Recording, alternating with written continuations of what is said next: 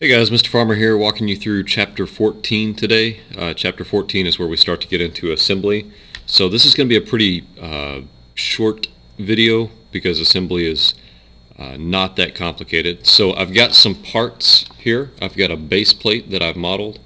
I've got a bearing, cap screw, and a collar piece. I've taken a notch out of the collar piece just so you can see that it does turn when we assemble it. So what we're going to do today is we are going to assemble these parts. This is just like the Chapter 14 tutorial. Let me go over the learning objectives here before I forget. Yes, understand the assembly modeling methodology. Create parts in the assembly modeler mode.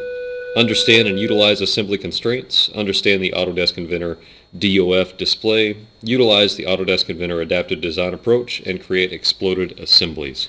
Don't know if we'll get to all of that. I really just want to show you how to assemble the parts and use those make constraints. So here we go. We're going to go to Home View. We are going to create a new assembly. The file type for this is a .iam, Inventor assembly. So we're going to begin this, and then we are going to place a part. Place. Right? I'm going to go to my downloads is where I put these things.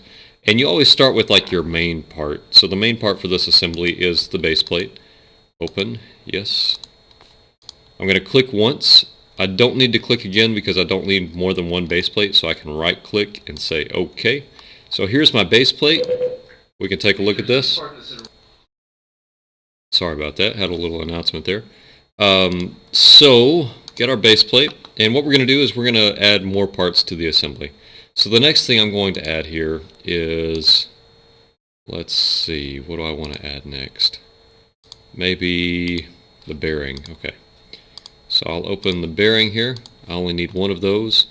And normally I would add all of the parts at one time and then assemble them. But to make things easier, I'm just going to add one part and then assemble it and then add the next part and so on and so forth. So the idea here is to use these mates up here to add relationships to the different parts and kind of stick them together so that they don't move anymore, or that they only have the number of degrees of freedom that you want it to have. So I'll give you an example here. Right now we can move this thing around. We don't want that to happen. So what we're going to do is we're going to right click this and we are going to ground it. Ground. So now if I click and drag, this base plate no longer moves. It's fixed.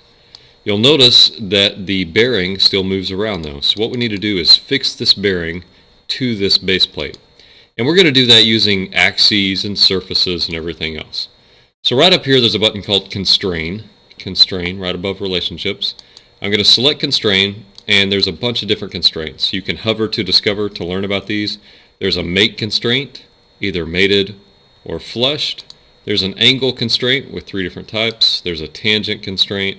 There's an insert constraint for nuts and bolts. And then there is a symmetry constraint as well. So we're going to use this more often than not, the mate constraint. And I'll show you what this does. I'm going to click the top surface of my base plate.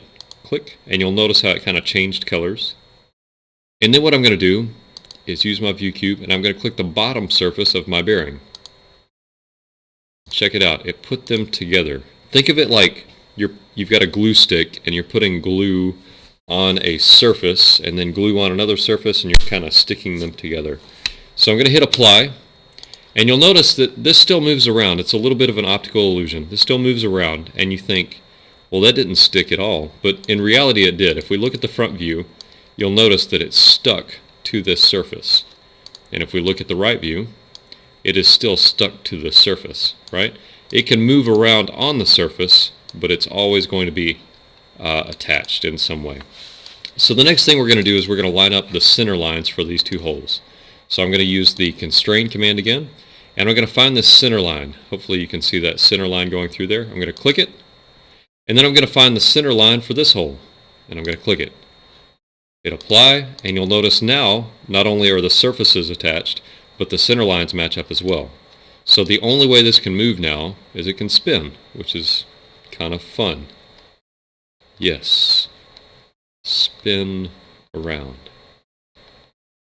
Very good. Okay. So now what I want to do is I want these two holes here for the nuts and the bolts to go through. I want these to line up perfectly, like that. So if you had to guess, what kind of constraint would I use? Think about it. That's right. We would use another centerline constraint. Anytime you're trying to line up two holes, always use that mate constraint and just click the center lines. So there's the center line for the first one. Click. And then here's the center line for the second one. Hit apply. And now this bearing is fully fixed. It is not going anywhere. I can click and drag and try to move everything. It's not going anywhere. It is now a part of the base plate. They are fixed together. Another way of saying that is this bearing has 0 degrees of freedom. It cannot move. So let's keep going. Let's add the next thing in. Let's place the next part. Let's go. Let's do the collar next. Yep. Click. Okay.